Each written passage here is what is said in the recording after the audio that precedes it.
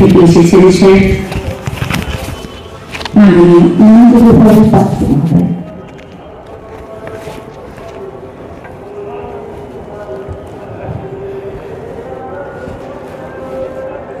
নমস্কার।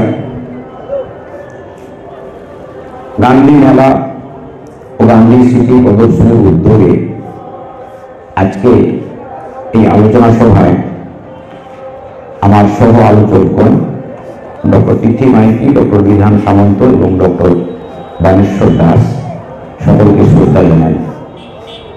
শ্রদ্ধা এবং কৃতজ্ঞতা জানাই উদ্যোক্তাদের প্রতি। তারা আমাকে সুযোগ করে দিয়েছেন এখানে কিছু বলার জন্য। উপস্থিত আমার সামনে যারা রয়েছেন, মাইকে যারা শুনছেন, সকলের প্রতি আমার শুভেচ্ছা। সাহিত্যে 1915 নোবেল জয়ী ফরাসি মনীষী রোমা রোলা স্বামী বিবেকানন্দের এক নিখুঁত চিত্র অঙ্কন করেছিলেন।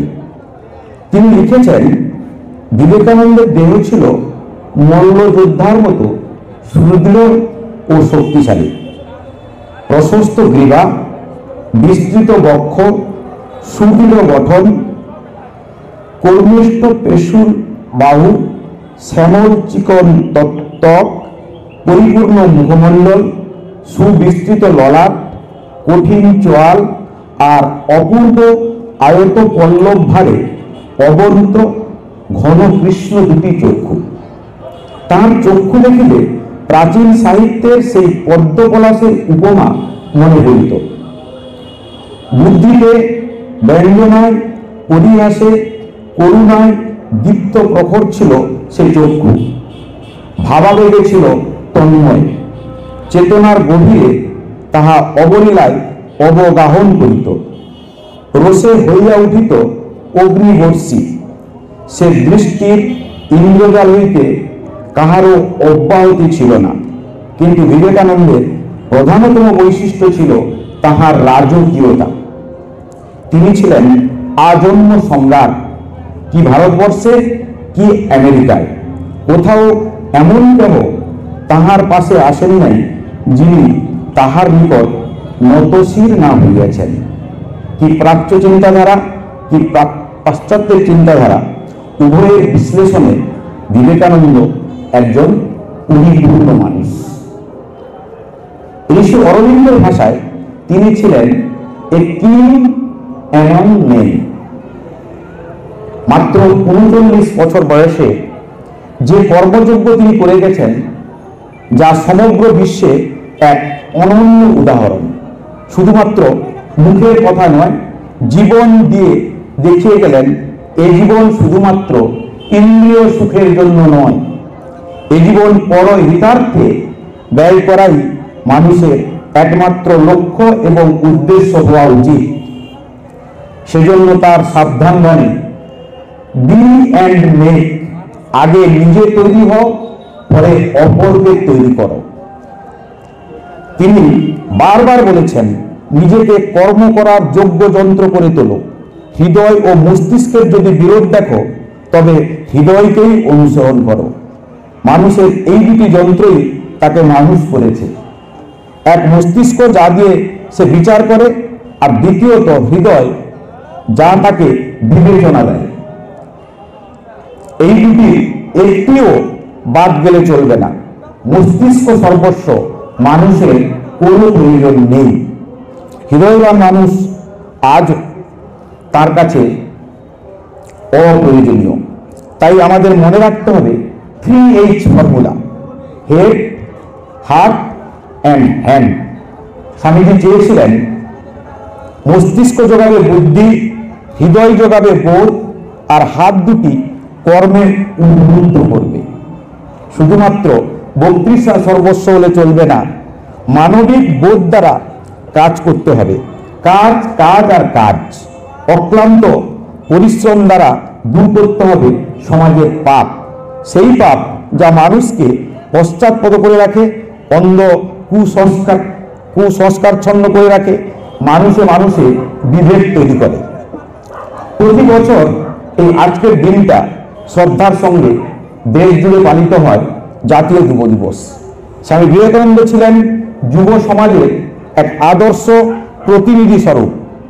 তার অনন্ত জ্যোতি, অপরিমেয় মেধা, ধীশক্তি এবং প্রেমময়তা যুগে যুগে সমগ্র জাতিকে অফুরন্ত অনুপ্রেরণা জুগিয়েছে। সিমলেপাড়ার বিলে থেকে স্বামী বিবেকানন্দের মহা উত্তরণ আজও গোটা ভারতবাসীর কাছে এক গবেষণার বিষয়। তার মহাপ্রয়াণের পর কেটে গেছে সোয়া 100 বছর। আজও স্বামীজির বাণী এবং আদর্শ সমাজের সর্বস্তরের মানুষকে গভীরভাবে স্পর্শ করে যায়। অনন্য শৌর্য, বুক ভরা সাহস এবং একই সঙ্গে অফুরান আত্মপ্রত্যয়ের সেরা নিদর্শন যেন স্বামীজির জীবন। তার জীবনাদর্শ হয়তো সেই কারণেই সব প্রজন্মের মানুষের কাছে অনুসরণযোগ্য। ধর্ম, সমাজ, শিক্ষা, সংস্কৃতি, নারীবাদ বা নারী জাগরণ, মানুষের অধিকার, বিশ্বজনীনতা, বিজ্ঞান মনস্কতা, মানবিকতা প্রভৃতি ক্ষেত্রে কোথায় স্বামী বিবেকানন্দের অবস্থান, এসব নতুন করে উঠছে এবং আলোচনা হচ্ছে। ফলে আরও গভীরভাবে বিবেকানন্দ চর্চা তথা অজানা বিবেকানন্দকে নতুন তথ্য ও বিশ্লেষণের আলোকে আবিষ্কার করা হচ্ছে। বিবেকানন্দের অবস্থান আরও সুস্পষ্ট এবং উজ্জ্বল হচ্ছে। এই দেশে ঔপনিবেশিক আমলে যে কেরানি তৈরির জীবন বিমুখ নিয়মতান্ত্রিক শিক্ষার সূচনা হয়েছিল, স্বাধীনতার পর প্রায় 7 দশক অতিক্রম করেও তারই অনুবর্তন চলছে। ছাত্রছাত্রীদের পড়াশোনা করার মূল উদ্দেশ্য হয়ে দাঁড়িয়েছে কিভাবে পরীক্ষায় সর্বাধিক নম্বর পাওয়া যাবে তার কৌশল রপ্ত করা। আর শিক্ষকের কাজ অতি কম সময়ে যেন তেন প্রকারেণ সিলেবাস শেষ করা। ব্যতিক্রমী মাস্টারমশাইগণ যেভাবে একজন সহৃদয়, দায়িত্ববান, বন্ধুত্বপূর্ণ মানসিকতা সম্পন্ন ছাত্রছাত্রী গড়ে তুলতেন, তার অভাব এখন বড়ই প্রকট হয়ে দেখা দিয়েছে। ভালো মানুষ না হতে পারলে লিখতে, পড়তে, গুনতে বা যোগ করতে শিখে কোনো লাভ নেই। এই উপলব্ধি বর্তমানে সমগ্র শিক্ষা ব্যবস্থায় সঞ্চারিত হওয়া প্রয়োজন। তাহলেই ছাত্রছাত্রীরা কেবল নম্বর প্রাপ্তির উদ্দেশ্যে পড়াশোনা না করে ভালো মানুষ হয়ে গড়ে ওঠার শিক্ষা লাভে সচেষ্ট হবে। উত্তর আধুনিক প্রজন্মের যুব সমাজে বিবেকানন্দের প্রভাব সত্যি ঠিক কতটা সংশয় জাগে। কারণ ইদানিংকালে স্বামীজির আবির্ভাব লগ্নের মর্মার্থ অনুধাবন করতে সংখ্যাগরিষ্ঠই কেমন যেন উদাসীন এবং নির্লিপ্ত। দিনটাকে নিছকই আর একটা ছুটির দিন হিসাবে গণ্য করে মানুষ রাস্তায় বেরিয়ে পড়েন, এমনকি পিকনিকও করেন। আর শব্দের যে দৈত্য ডিজে, তাও চলে ওই অনুষ্ঠানে। স্বামীজির 163তম জন্মদিনে কি হয়েছে আজকে কাঁথি শহরের রাস্তায়, একটু আগেই আমাকে বলেছেন আমাদের মাস্টারমশাই ডক্টর বাণীশ্বর দাস। এসব দেখে শুনে লজ্জা হয়। যুবোত্তীর্ণ এই মহামানবের কি আমাদের কাছ থেকে শুধু এটুকু পাওয়ার ছিল? যে কথা না বললে নয়, সেটা হলো ধর্ম নিয়ে যুদ্ধ এবং হানাহানির শেষ নেই। গোটা দুনিয়া আজও বহু মানুষ তাদের নিজস্ব আশ্রয়ের খোঁজে দিশেহারা। আজ শুধু ধর্ম নয়, রাজনীতি, সমাজ, শিক্ষা, সংস্কৃতি সব জায়গাতেই অবক্ষয়ের চিহ্ন স্পষ্ট। এই সংকটের সময়ে আমাদের স্মরণ নিতে হবে স্বামী বিবেকানন্দের, বাস্তবে রূপ দিতে হবে। যদি কেহ এরূপ স্বপ্ন দেখেন যে অন্যান্য ধর্ম লোপ পাইবে এবং তাহার ধর্মই টিকিয়া থাকিবে, তবে তিনি বাস্তবিকই কৃপার পাত্র। তাহার জন্য আমি আন্তরিক দুঃখিত।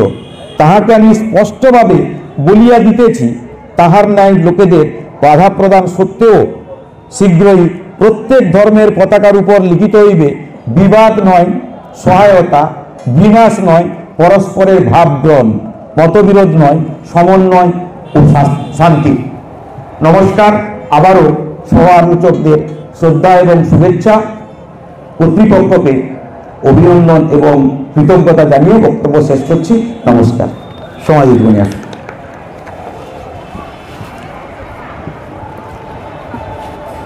অসংখ্য ধন্যবাদ স্যার মন্দির পাত্র মহোদয়কে, বিশিষ্ট শিক্ষক দীঘা লেখা হয়ে গেল, মানে এটা কোনো তিন সুবিধাতে চলে যাবে, ছোট আর্টিকেল হিসেবে কোথাও চলে যাবে। আদর্শ এবং জীবনে সাফল্য লাভের উপায় এই বিষয়ে আলোকপাত করার জন্য আমরা সমৃদ্ধ হলাম তার বক্তব্যে।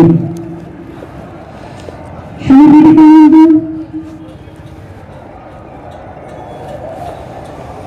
যখন শিকাগো ধর্ম সভাতে গেছিলেন